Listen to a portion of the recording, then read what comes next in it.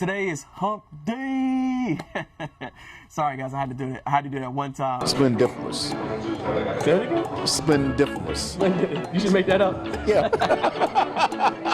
Happy Friday, everyone. I am Terrance Dixon here at the Digital 12 News Now Center. Hope your day is going pretty well. As you know today, or if you didn't know, today is a first alert weather day. You know, what I can tell you guys to do is to make sure you download the NBC 12 weather app so that way you can stay up to date. But their newest attraction allows you to fulfill that need for speed.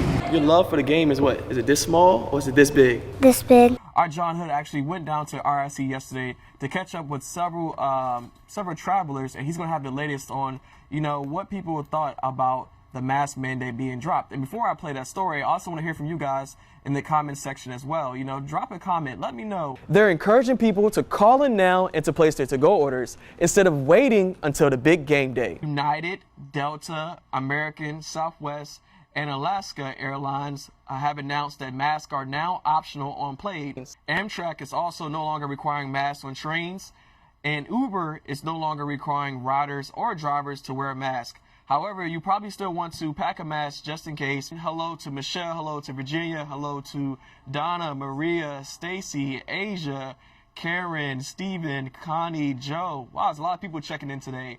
Carl, thank you everyone for checking in.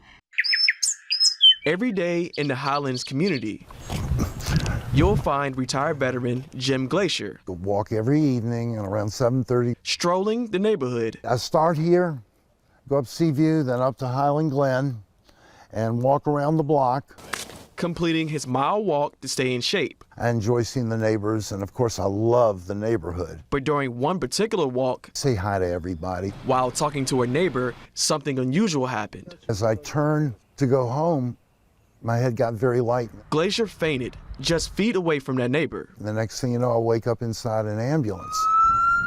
My heart had just stopped. It's called ventricular tachycardia. It wasn't a heart attack. It's just like a short circuit in the electrical system. Survival rate of something VTAC like this is 8 to 10% outside of a hospital environment. Had I made it like up to here, 100 yards away, I would have been dead. But that neighbor, Jose Acoli, knew instantly what to do. And I put these two fingers around close to his neck, and there was no pulse at all. And I said, something was not right. Coley jumped into action, performing CPR. And I was pumping.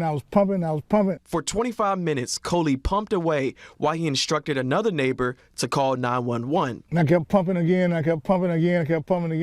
Still, there was no pulse. Once the ambulance arrived, EMTs used a defibrillator on Glacier. And then when they shocked him, first time, there was nothing. The guy said, no, it's nothing. Then they shocked him again, there was nothing. Immediately, Coley sprung back into action and helped with compressions. So I said, well, shucks, we got to keep pumping. Kept pumping. And the guy was looking at me like I was crazy. I'm like, man, come on, we got to keep pumping. The paramedics then shocked Glacier a third time and still nothing.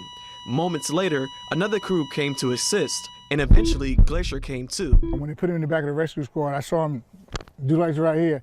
He grabbed the machine. I said, oh, good, he's back. At the hospital, Glacier received a pacemaker. I just kept praying. I said, Lord, he's all in your hands. I just thank God that I was here at the right time. For them to step up the way they did, what do you say about that? I say thank you, God. I'm also grateful I didn't make it halfway home. Back on his feet again, Glacier is thankful for all the hands that helped him, especially Coley's, because now he's able to walk his beloved neighborhood again. If I had to do it all over again, I'll do it again. You mean a lot to me, man. He'll tell you. Likewise. But take care of yourself, because I don't want you to run across that situation again. Yes, dear. On your side, Terrance Dixon, NBC 12. A lot of kids live for sports. But for Azan Delp, good shot. The game of basketball is his first love. Your love for the game is what? Is it this small or is it this big? This big. Azan's heart is as big as it comes. Go. But his height doesn't match it. Azan is a 7-year-old from Varina who has the height and a body of a 4-year-old. Did they pick on you because you're smaller? Mm-hmm. While that may be the case, Azan still doesn't let that stop him. It's like fuel to his fire. He trains harder, so when moments like this happen, it's no fluke. And he came down and he pulled up from the volleyball line, not even the three-point line. In the Varina Rec League, Azan is known as the little Steph Curry. What's your favorite shot to take? The three-pointer line. The three-pointer.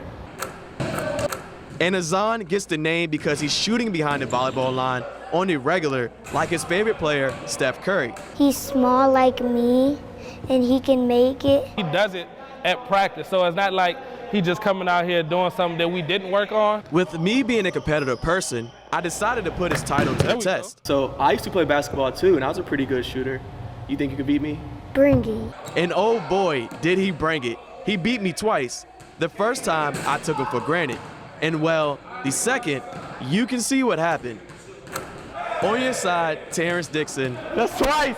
NBC 12. You ready to go? Girl, you know you're talking to. I was all state in high school. This is me talking trash to the second place finisher of the Richmond Marathon. The Richmond Marathon ran a 2:40, so I beat that standard by about 5 minutes. Because of her outstanding time, she is now qualified for the Olympic trials. I feel like it kind of happened a little unexpectedly. Now she's training every day until 2020 with hopes of achieving her dreams. I see a marathon in your future. So with me being a former athlete myself, I decided to train with her for a day to see how hard it really was. Do you think you're gonna be able to make it up this hill? And man, she could run.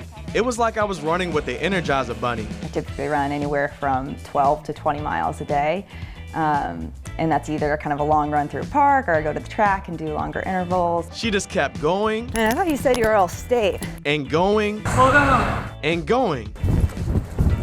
Hey, how you doing there? Not good. 1 mile down, 14 to go. You ready? No, I was a sprinter, not long distance. Let's go. I'm gonna catch up.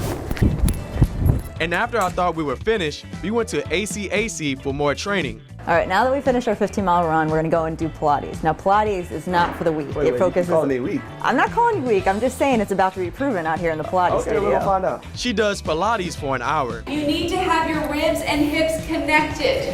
Terrance, lift your hips more.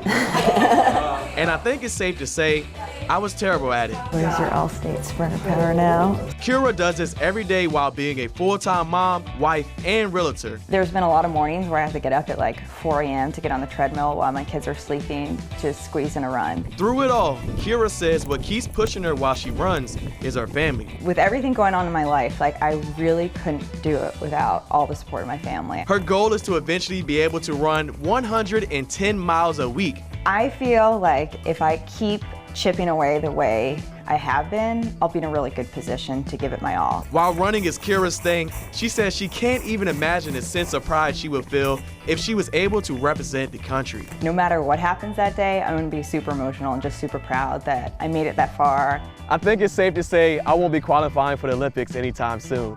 But if Kira makes it, she's gonna represent the country during the marathon event. On your side, Terrance Dixon, NBC 12.